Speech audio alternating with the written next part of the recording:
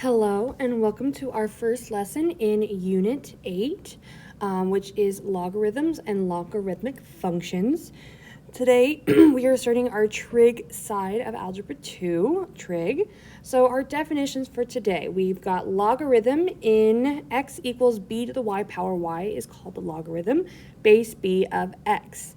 And a logarithmic function is a function of the form f of x equals log base b of x, where b is greater than 0, but it can't be 1. Well, so let's start by graphing y equals 2 to the x power and find the inverse of the function. And then we're going to find the inverse, thinking back to Unit 6, this is where we switch x and y. Switch x and y. So we have y equals 2 to the x power. Using these x values, we would get 2 to the 0 power, which is 1. 2 to the first power is itself, and 2 squared is 4. Then 2 to the negative first power, that's just sending our exponent to the bottom. And 2 to the negative second power is sending it to the bottom and squaring it. As a reminder from our previous unit, these are just reciprocals of each other. So when we graph these, we got negative 2, 1/4, negative 1, 1/2, 0, 1, 1, 2, and 2, 4. And we had a horizontal asymptote, which was y equals 0. And so we do include that horizontal asymptote in our graph. It's a big deal because when we connect our points, we don't pass that line. And so there's our graph, and our domain was always negative infinity to infinity, and our range was our asymptote to infinity. So what we're going to do, that should be 0, is we're going to take this and we're going to find the inverse. And so what we do is we take our x and y values and we flip them. Now, to make this a little bit easier, I'm going to move that x out in front. And so I would get 1/4, 1/2, 1, 2, 4, because we're switching our x's and y's, because we're reflecting it over that linear y equals x line. And so when we graph these, it's going to be a little weird. 1/4, negative 2. 1/2, negative 1. 1, 0. 2, 1, 4, 2. And when we connect them, we still have this asymptote. However, because we're reflecting, or we're doing the opposite, we're doing the inverse, we have a vertical asymptote,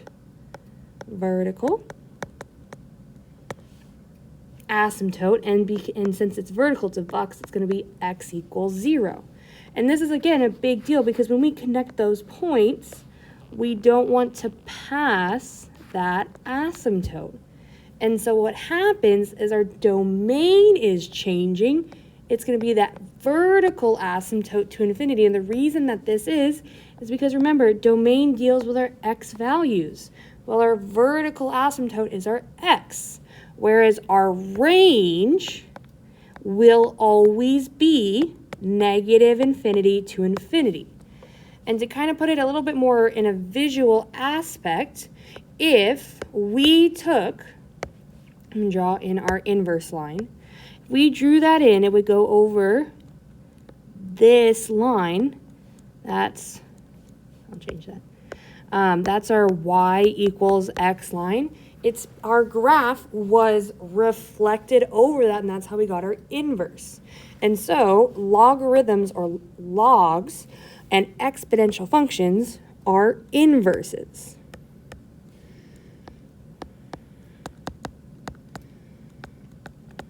And so, similar to square roots and squares, or cube roots and cubes, they are inverses. So like the square, remember that's this one, is the inverse of a quadratic. And so When we have exponential form and log form, we read exponential form as b to the x power is equal to y, and log form we read log y with base b is equal to x. I also say it as log base b of y is equal to x. That's another way you can think about it. And so how you convert between the two is you go down, cross, cross. Down, cross, cross. It's a way to think about it. And so on the next page, what we're going to do is we are going to change the following from exponential to log and log to exponential. So the first one is we're given an exponential. We know it's an exponential because it has an exponent. And so we go log of 3, log base 3 of 9 equals 2. So down, cross, cross. And so let's try B. So we have log base x of 7 equals 5. We're equaling our exponent. For C, we get log base 10 of 1,000 equals 3. Now, if you have base 10, this is a special case, we don't actually write the base 10. It just becomes, so this just becomes log 1,000 equals 3. So if you ever don't see a base, it just means base 10. It's kind of like when you see like x, that exponent is 1. Okay, and so for D, we have, be careful, it's going to be log base 4 of 16 equals x. Okay, so that's converting from exponential to log. Now let's do log to exponent. So 4 squared equals 16. Down, cross, cross. So for B, we get down, so our base goes down, cross, cross. And those are true. Okay, so for C, we get x to the second power equals 36. And D, again, this can show up as log 100 equals 2. And so what happens is we would get 10 squared equals 100. Now, the reason that it's one, you have to know how to convert between the two. And the second is we're going to be evaluating logarithms. I personally think converting logs into exponentials to evaluate is a little bit easier, but eventually you'll just be able to kind of look at it or say it in your head and it'll piece it together. So what you're doing is you're thinking about exponents. The reason is if you notice when we converted from exponential to log, the exponents always ended up being the solution. And so what we're going to do here is what you're thinking, so I'm going to put over here, is what, or oopsies, sorry, 2 to what power, or exponent is equal to 32. And so I'm more of a visual person, so that's why I like to write it as 2 to what power equals 32. Well, using your sheet, you can see 2 to the 5th power equals 32. And so the answer for this is 5. Now, we're not solving for x because there's no variable, but it's just kind of like to think about it in that aspect. So like for B, 9 to what power equals 1? Well, anything to the 0 power is 1. Okay, for C, again, 4 to what power equals 16? 2. 4 squared is 16. Okay, I'm going to keep writing it with the exponential form, but you don't have to do this on your test and quiz. So 4 to what power equals 1/16? Well, we have to send our base to the bottom, so our answer is going to be negative. And then 4 squared is 16. And so our answer for this is negative 2.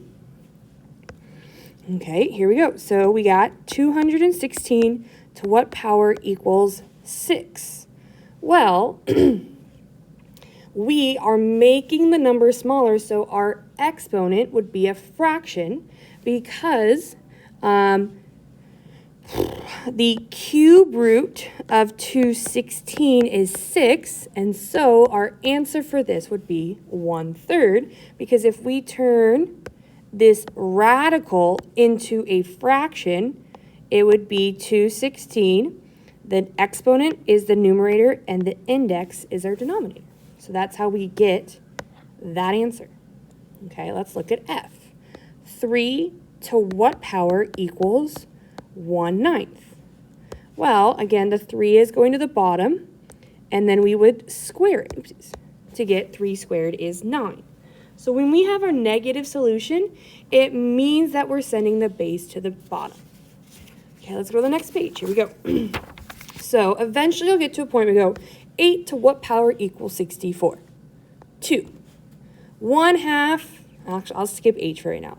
5 to what power equals 25? 2. So again, all you're doing is 8 to what power equals 64? 5 to what power equals 25? You can ask it in your head, or if you want, you can write it out. Sometimes it will always help to write it out. 1/2 to what power equals 8? Well, just like on the previous page where if we sent it to the bottom, we made it negative. If we need to send it to the top, we're also going to make it negative. And then 2 cubed is 8. So our answer for H is negative 3. For J, 3 to what power equals 27? 3. 2 to what power equals 0? Well, we can never get to 0 because that's where our asymptote was, so this is undefined. And then finally for L, for note's sake, just erase that negative because we wouldn't be able to solve it, but 2 to the second power equals 4.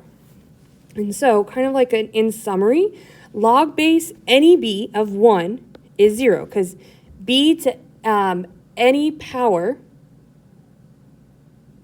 or b, oopsies, any base to the 0 power will always be 1, because anything to the 0 power is 1.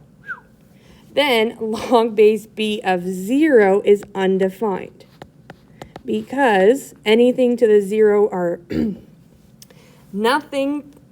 Jeez Louise, it's because we're looking at it in log form.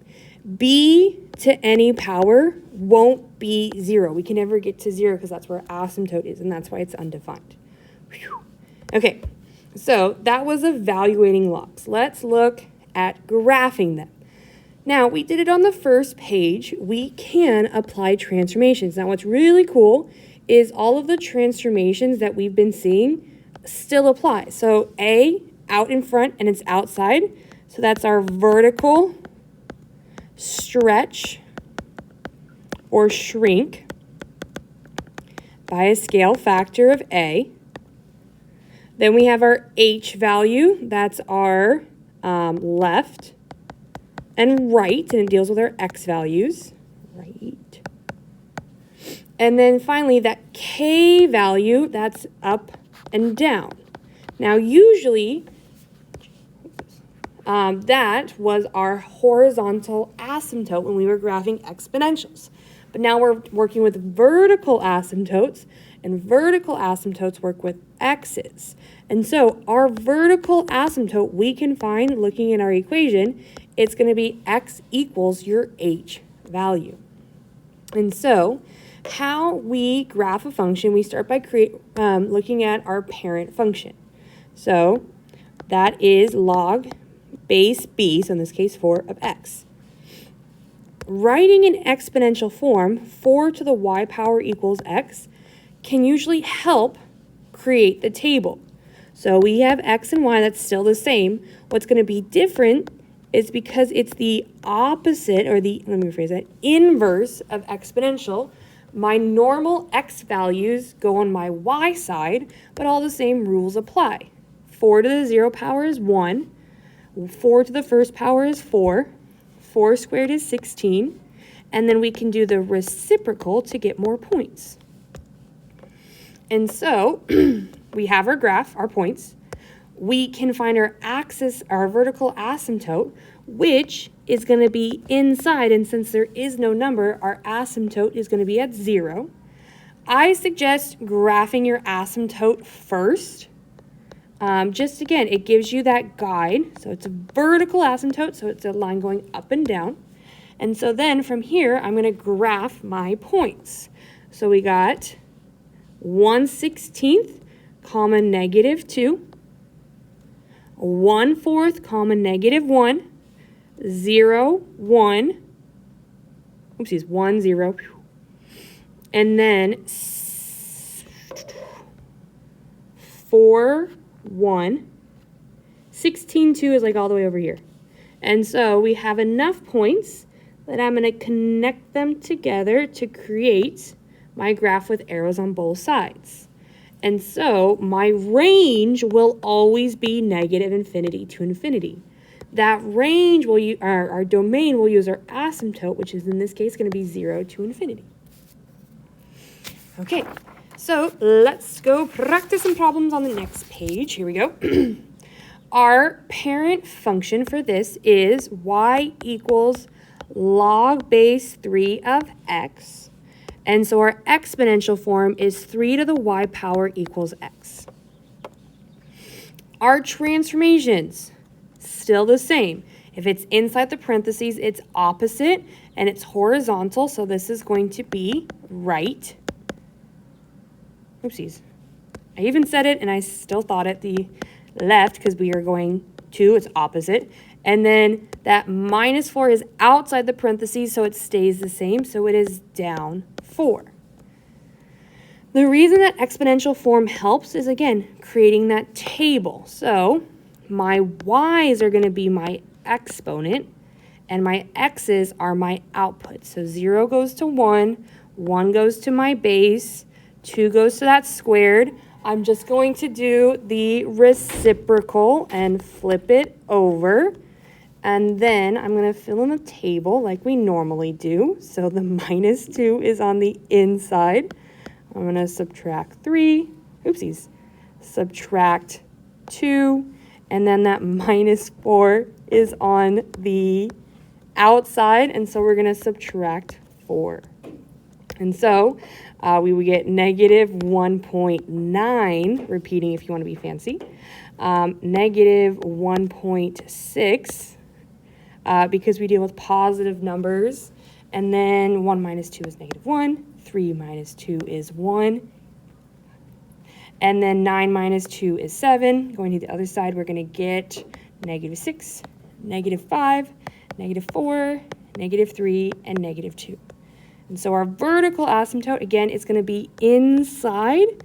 And so it's going to be the opposite sign because that rule still applies. So x equals -2. And again, graph that first. And so we're at -1.9, -6, -1.6, -5, -1, -4, 1, -3, and then 7, -2, creating this graph, which is a horrible graph. They should connect. Range always -infinity to infinity, and our domain is that asymptote, so -2 and to infinity. We're going to do one more, and then we will call it a day. Here we go. Our parent function is y equals, you can do f of x if you want to be fancy, log base 5 of x, and so we're going to have 5 to the y power equals x. We have that reflection over the x-axis. Then we have a vertical stretch by a scale factor of 3, finishing with the right, because it's opposite, right 4. So when we fill in our table, we have x, y. Again, y is going to be our exponents. Then our output, we're working with base 5. So 0 goes to 1, 1 goes to our base, 5 squared is 25. Doing the reciprocals, oopsies, of those, will give us these fractions. And again, we're going to still fill in that table like normal. So we have that reflection, it's on the outside, multiply by 3, oopsies, and then add 4. And in the meantime, I'm going to write that my vertical asymptote is x equals 4. And so we would get like 4.01, 4.25, 5, 9, 29, and then I'm going to change my signs, multiply it by 3, and I have enough that I can graph. So my vertical asymptote is at x equals 4. And then I'm at 4.01 comma 6, all the way up here. 4.25 comma 3, 5, 0, and then 9, negative 3. That's as many points as I can connect or draw on this graph. I'm going to connect it with arrows on both sides. So again, my range is negative infinity to infinity, and my domain is going to be that asymptote to infinity. Okay, we will finish the rest in class.